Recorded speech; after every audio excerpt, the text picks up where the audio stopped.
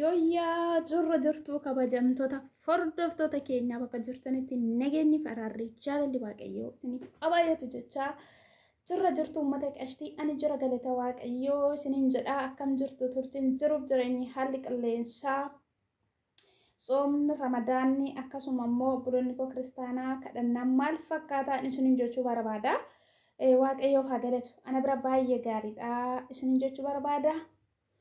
Ashama harka fuune kabajamtootaaf hordoftoota kiyyaa bakka jirtanitti nageenyiif araarri jaalalli waaqayyoo isiniif abaayatu jechuun jaaladha. Nagaa keessanii ani baay'ee nagaa kooti waaqayyoof haa galatu. Har'ammoo maal qabattee dhuftee jechuu dandeessu asumatti warreen maatii nuuf hin taane sabiskiraayib gochuun gara maatii keenyaatti dabalamaan isiniin jechuu barbaada. Gara fuulduraatti chaanaala keenya irratti waan babbareedaa hojjechuudhaaf qophii qabna jechaadha. Hammaaf yeroodhaaf bollaa dhormaan waa rakkisuyyuu malee gaafa biyya keenya galleeffataa jennee wanta nama bohaarsu wanta irraa baratan hojjechuu dandeenya jechaadha. Kanaaf hundumti keessan like, subscribe, share gochuudhaan hordofaa isiniin jedha. Yeroo seentan immoo ijoollonni baay'een sharing gootan sharing godhaa yeroo seentan sharing gatii nama kaffalchiisu. Maaliif kan nuti fayyadamnu waayifaan natsaadha. Warrumti biyya keessa jiru nama jala deemanii baay'een isaanii sheer namaa godhachaa nu warra gulormaa keessatti kan maadaam fayyadamnu isaati. Kanaaf hundumti keessan sheer godhaan isiniin jechuu barbaada. Maadha seetanii mata dureen har'a qabadhee dhufee yeroo darbe akkuma argitanii akka dubartii fakkaate dhiira ta'ee dubartii ta'ee fakkaate mana namaa keessa yookiin mana hoteelaa hojjetaa ture bakka baay'ee hojjetaa ture. Maaliif wanti kun baay'ee ulfaataadha amma osoo ana ta'e jedhame otoo si ta'e yookiin ana ta'e mana kee keessatti kun mataan isaallee amma mataa dubartii mataan isaa hudduu keessa ciisa akkuma argaa jirtan kana bifti isaallee bifa dhiiraan fakkaatu bifa dubartii fakkaata akkuma argitan jechaadha. Nama kana maalummaa isaatiin adda baafnee beekna katee uffataa caammaa silipheeree akkuma dubartii kaawwataa yeroo baay'eedhaaf inni itti bareeda ta'uu danda'a xinnummaa isaa kaasee waan akkanaa ture ta'uu danda'a maatti beekna nuti garuu waan beeknu hin qabu kan beeku gooftaa Yesuus Kiristoos qofadha. Garuu tokko maal kan dhibochaan akkamitti shakkameetu poolisiin itti waamame akkamitti maal shakkinaan maal balleessinaan ilaala. Namni tokko adda rabbi dhiira godhee uumaasa dhiira jedhee isa uumeeti uumaasaatti gammadee jiraachuu qaba. Ganaa dubartii hawwee katee uffatee mataa guddifachuun maaliif barbaachise? Gongoomsaadha malee ittiin mana namaa keessa galee waa baay'ee balleessuudhaaf malee jechaadha. Amma namni tokko amanee daa'ima isaarratti gatee adeemu namni kun dhiira. Yookiin dubara gurguddoo qabaachuu danda'u. Yookiin daa'ima xiqqoo irratti gatanii deemuu danda'u. Maaltu beeka? Namni tokko dubartii matti beeka malee namni kun dhiira jedhee namni yaadu hin jiru jechaadha. Otoo isin hiite tokko isin mudate maal jettu? Ani garuu baay'ee tokko natti ulfaate jechaadha. Maaliif kun sheemiidha tokko rabbiin uumaasaa dhiira jedhee edda isa uumeeti uumaasaatti hin gammadu. Maaliif qaama dubartiitti jijjiirrachuu yaada? Baay'ee nama kolfisiisas baay'ee nama garrabas. Tokko immoo jarrumti immoo shakkanii poolisiitti waaman akkamitti isa shakkuu danda'an? Waa baay'eetu jira jechaadha. Maaliif namni kun bara baay'ee namoota baay'ee goomsaa kan ture ta'uu danda'a. Waan garaagaraa bifa dubartii fakkaate waan garaagaraa hojjetaa tureera ta'uu danda'a. Nuti maal beekna kan argu waaqayyo qofaadha. Kanaaf waan akkanaarraa of eeggadha. Amma namni tokko amanee daa'ima isaa sarraatinyaa koo ta'etti gatee deemuu danda'a. Hoteelli maallaqaan sassaabedhetti gatee deemuu danda'a. Inni garuu dhiiradha ofitti sassaabbataa oolee baduu danda'a. Garuu waan akkasii kun yeroodhaan wanta nama fayyadudhanii nama shawwaduun sirrii miti. Maaliif ani kan mataa isaan agarre mataan isaa sun wiigiidhuma ta'ee ani matuma isaa takkatti guddatee ta'ee baay'ee nama garrama. Ani garuu haati maaf abbaa isaallee hin qaaneffatu. Bara kana keessa bara osoo haadha keenya abbaa keenya kabajni akkanaan taanu bara. Ijoollummaa keenyatti kabaja dhabuu keenyaan irraa kan ka'edha kan akkana ta'aa jirru jechaadha. Maaliif hojjettan baay'ee tokko nama gaddisiisan waan takka argee hin beekne Itoophiyaa keessatti argee namni tokko dubartiidha jedhee dhiira ta'ee too jiru gurdiiffatee shurraabee uffatee mataa dhahatee mana hoteelaa keessa hojjetaa ture. Mana namaa keessa waggaa baay'ee tureeraa jedhe. Namni amaneetuma daa'ima isaatti gatee deema amaneetuma waan hundarra godhee deemaa jechaadha. Maaliif kun hin barbaachisu osoo rabbiin dhiira jedhee isa uumee jiru bifa dubartii hawwuun sirrii miti kun. Maaliif wanta darbuuf jecha wanta lafarraaf jecha qaama ofii geeddaruun maqaa ofii geeddaruun maal barbaachise? Kun sirrii miti. Dubartii hawweetu rabbiin immoo dhiira jedhee isa uume. Kun waan akkanaa sirrii miti amanamummaa sichi nama amanuun sirrii miti hundumaa fattashanii irraa bananii ilaalaniitu mana Wanti kun baay'ee ulfaata. Gara fuulduraatti amma namni tokko rabbiin nama gargaaree namni sooramuu danda'a. Biqaa sarratanii nama barbaachisuu danda'a. Gaaf sana kateerraa bananii ilaalu akkamina waasaa sanna ni faana. Silaa dhiirri katee uffatee akka dubartitti mataa guddisee deemu jalqabe mee akkamii kun mee waasaa sin biratti gudii dhabar. Gudii dhumadha kun muka baay'ee tokko waan takkaan argine maaliif araaba Yesuus yeroo tokko baay'ee nama rakkisa bar of eeggannoo godhaa obboloota koo maatii keessan illee of eeggannoo godhaan maaliif namni kun dubartii fakkaatee mana baay'ee dhumti jechuu danda'a namni kun maaliif akkan akkas godhe garuu rabbeetu arga malee nuti hin beeku mataa kana baatee wiigiyaatu wiigoo fitta dhiyaatu mataa isaa ta'u maaltu beekna kan yeroo laal ani dhuguma kun dhiira miti dubartiidha jedhe meeqa irra deebee ilaalaa ture jechaa meeqa dhaggeeffataa ture viidiyoo waan akkas hojjetame jechaa kun dhuguma madhee kun amma dhuguma dhiira natti hin fakkaanne dhuguma inta saasaatanii laatadhe yeroo laal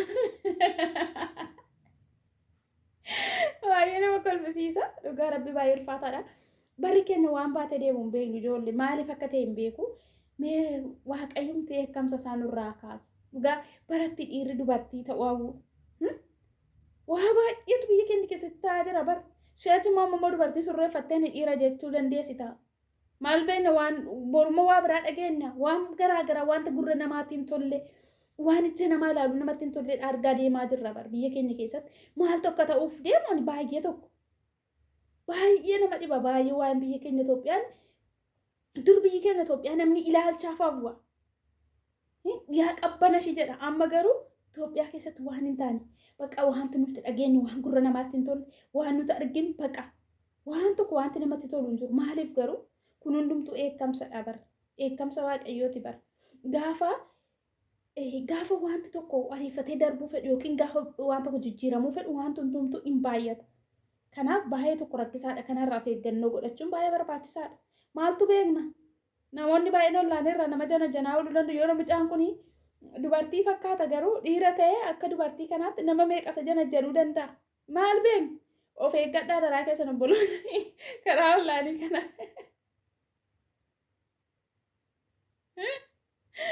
of eeggadhaa warri dhiirota dhiiruma akka keessan mataa guddifatee akkasiin hin jedhan dubartiinis immoo dubartii ta'an ta'e dhiira taate immoo akkasiin hin jedhan kun barrisaa ulfaateera barrisaa baratti sodaatanidha barrisaatti bargad jedhanii waaqayyoon kadhatanidha ara waa baay'ee dhagaa deemna yeroo tokko baay'ee tokko ulfaataadha baay'ee tokko barri keenya dur bara haadhota keenya bara abboota keenya dubartiin ol baatee miidiyaa irratti nyaattu bara keenya kana keessa miidiyaa irratti ol baatee qaraxxafti miidiyaa irratti ol baatee nyaatti bara abboota keenya safuudha wanti hundumtuu safuu qaba bara abboota keenyaa durii wanti baalageen miidiyaa irratti hin dubbatamu wanti hin taane miidiyaa irratti hin hojjetamu amma bara keenya kanatti shamarran illee qullaashii kan harmashii mul'istu guutte kan waan garaagaraa argaa oolu garuu innaa haadhota keenyaaf innaa abboota keenyaa sun baay'ee tokko gaariidha maaliif sababni isaa baqa miidiyaa irratti nyaachuun illee dhorkaadha waan miidiyaa maaltu beeka isa nuun har'a telefoona kana qabannee olii gajjooraa ollu maaltu beeka waa'ee telefoonaa bara keenya kana waan hin taane fidee biyya keenya illee miidhee nullee miidhe amma bara kana keessa sarraa walitti feesbuukiidhaan waan meeqa yuutuubiidhaan waan meeqa tiiktookidhaan waan meeqa hojjetaa oolla kana ilaaleetu gara rabbii nutti gadde kana ilaaleetu waaqayyoon ija nurraa garagalfate nu ilaaluu dhiise maaliif balleessaa baay'ee gooneeru dhiira taaneetoo jiru dubara hawwinee dubartuma taaneetu immoo akka dhiiraatti dhiirallee waan baay'eetu jira waan baay'ee argaa jirra bara keenya kana keessatti yoo waaqayyoof gadi jenne malee ani baay'ee tokko ulfaata barri keenya waaqayyoon haa kadhannu hundumti keessan soomuuf sagaduun gatii hin qabu yoo biyya keenya kadhan yoo arrabni keenyas foon keenyas coolagee soome qofaadha maaliif kamiyyuu haa ta'u musliima kiristaana waaqeffataa kamiyyuu ta'e yoo waan hundumaa keessaa bilisa taane kan inni rabbi nuu dhaga'a kanaan alatti amma kanan goonetti homaa rabbiin nuu dhaga'u maaliif waan baay'ee ilaalaa oolla waan baay'ee jecha obboleettii keenya irratti darbataa oolle faayidaan qabu hundumti keessan adaraa keessan garaa qulqulluudhaan sooma biyya keenyaaf nagaan akka ta'u biyya keenyaaf jaalalli akka deebi'u jedha kadhadhaan isiniin jedha maaliif yoo biyyi keenya nagaa qabaatu yoo biyya keenyarraa waan gaarii dhageenye nutillee biyya keenyatti galuu hawwina amma been osoo waggaa tokko fuulduratti qabnu anoo waggaa tokkoon dabaladhaa anoo waggaa lamaan dabaladhaa jedhana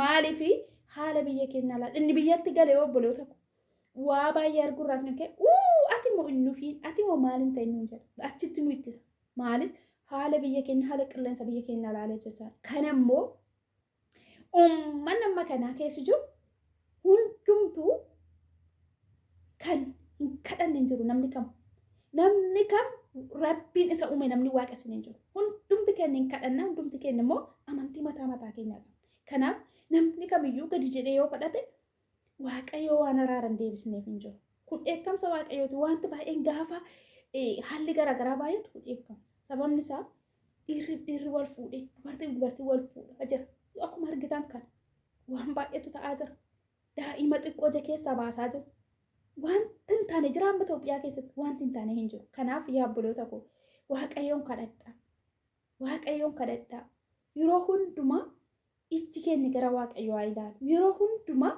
ishii maallaqarra darbitu waan har'a darbitoonnee qaama keenya jijjiirree waan baay'ee ta'aa jiran uummanni jechaadha waa baay'ee kanarraa rabbiin nu haa eegu hundumti keessan cimaa waaqayyoon kadhadhaa waa'ee biyya keenya waa'ee walii keessanillee kadhadhaan isiniin jedha waaqayyo nu haa gargaaru waan hundumaa keessatti iyyuu of eeggadhaa waan hin taanerra adaraa keessa wanta karaa feesbuuk isinitti dhufuun beektan wanta karaa tiiktook isinitti dhufuun beektan karaa yuutuub waan garaagaraa ta'e bilbila baasnee deemurra waan baay'ee dhufaa oola kanaaf of eeggadhaa obboloonni koo shamarranii waan hin taane duukaas fiigaan ooliina jabaadhaan isiniin jedha baay'ee tokko wanta nama dhiburra wanta nama dhibura of eeggadhaa wanta nama saachisu wanta isiniif hin fayyadnerra of eeggadhaan isiniin jedha barri kun bara ulfaataadha wanta ta'eef hundumti keessan immoo kadhadhaa wanti kadhata caalu hin jiruun isiniin jechuu danda'a jabaadhaan isiniin jedha asumaan amma dubbadhe keessatti yoon isin gaddisiiseera ta'e